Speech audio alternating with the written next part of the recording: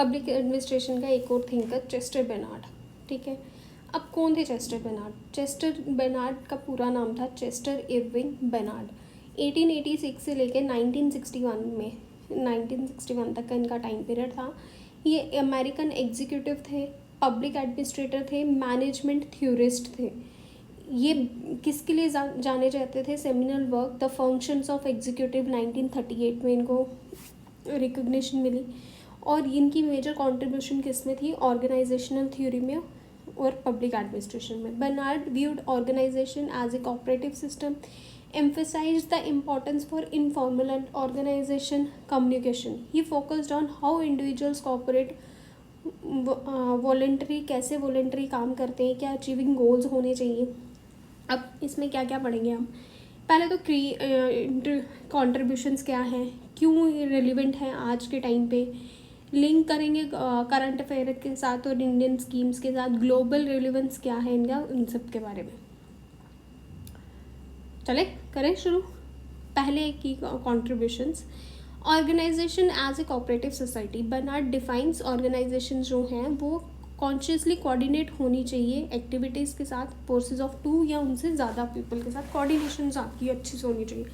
Corporations की बात करें, कम्युनिकेशन जो है इम्पॉर्टेंट चीज़ है। इनका जो व्यू था, moved away from machine approach and recognized human factors and social dynamics के लिए।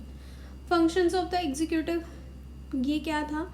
Executive roles to establish and maintain a system of communication. ये रोल एस्टैब्लिश करने में और मेंटेन करने में सिस्टम ऑफ कम्युनिकेशन को ये सिक्योर करते हैं। Essential services from individual. Essential services हैं जो इंडिविजुअल्स की, जैसे motivation, incentives, leadership, to formulate organizational purpose and goals. ये बोलते हैं कि आपकी जो ऑर्गेनाइजेशन है ना, उसका कोई पर्पस होना चाहिए, कोई गोल होना चाहिए। He emphasized the informal organization with the formal structure. जो इनफॉर्मल ऑर्गेनाइजेशंस हैं उनको भी फॉर्मल स्ट्रक्चर में आना चाहिए। अथॉरिटी और रिस्पॉन्सिबिलिटी की बात करते हैं कि हर एक एम्प्लॉय को अपनी अथॉरिटी और रिस्पॉन्सिबिलिटी का पता होना चाहिए। Just top to down command नहीं है, depends on employees acceptance. Employee कितना एक्सेप्ट कर रहा है कि हाँ ये मेरी रिस्पॉन्सिबिलिटी है, मेरी इंडिया की तरफ रिस्पॉन्सिबिलिटी है, मुझे करप्शन नहीं करनी है, करप्शन करूँगा तो मेरे लिए, मेरी इंडिया के लिए ख़राब है, हमारे देश के लिए ख़राब है, ये कितना एक कोई इंसान समझ रहा है। डिसीजन मेकिंग में बात की जाए तो इनका कोर एग्जीक्यूटिव फंक्शन पे ये जोर देते थे, कहते थे कि रैशनल होना चाहिए, बेस्ड ऑन कम्युनिकेशन और कॉपरेशंस पे होने चाहिए। आज के टाइम पे जैसे फोकस ऑन कॉपरेशन और कम्युनिकेशन में देखें तो मल्टी लेवल गवर्नेंस सिस्टम है हमारा, कॉपरेट करते हैं इनसे सेंटर और स्टेट के बीच में। सिटीजन्स हमारे क्रूशल्स हैं, सिटीजन्स सबसे इम्पॉर्टेंट है, क्योंकि हमारा प्रीएम्बल क्या कहता है, we the people of India.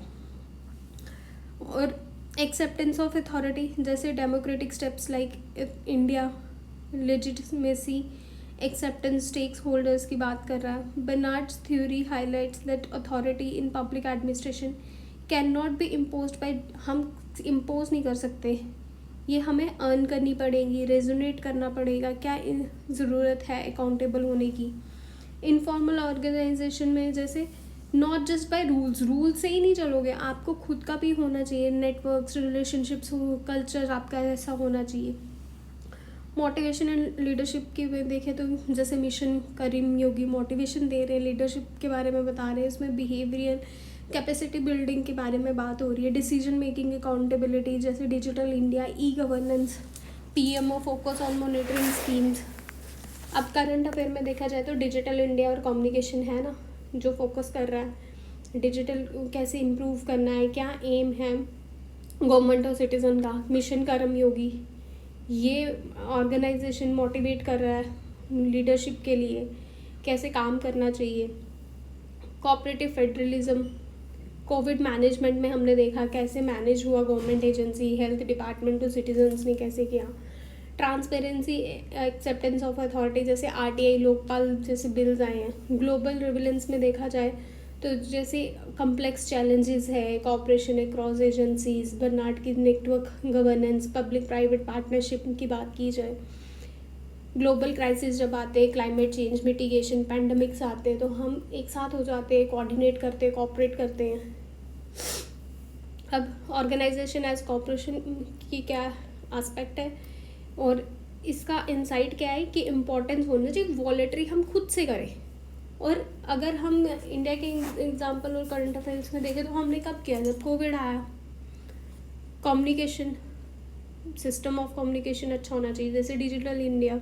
एक टाइम एक्सेप्टेंस ऑफ अथॉरिटी, हमें खुद को एक्सेप्टेंस करनी है कि ये हमारी अथॉरिटी है, सबॉर्डिनेट करना डिपेंड करता है। जैसे RTA, सोशल ऑडिट्स, लोकपाल्स ये बताते हैं, अकाउंटेबिलिटी देते हैं। मोटिवेशन, जैसे की ऑर्गेनाइजेशन सक्सेस होनी चाहिए, सिविल सर्विसेज रिफॉर्म्स लाए मिशन कर्मयोगी में।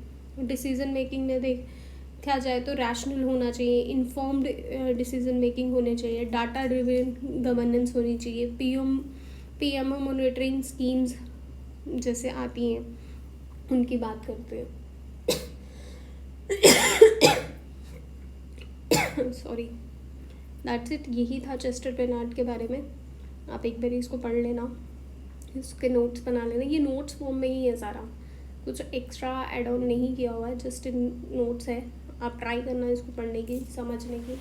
नहीं समझ में आएगा तो मुझसे पूछ लेना। And please like, share and subscribe. Bye bye. और कमेंट करना मत भूलना, अच्छा बुरा कुछ भी हो। नहीं समझ आया तो लिख देना, नहीं समझ आया दोबारा करवाओ, डिटेल में करो, I will do. Thank you, bye bye, take care.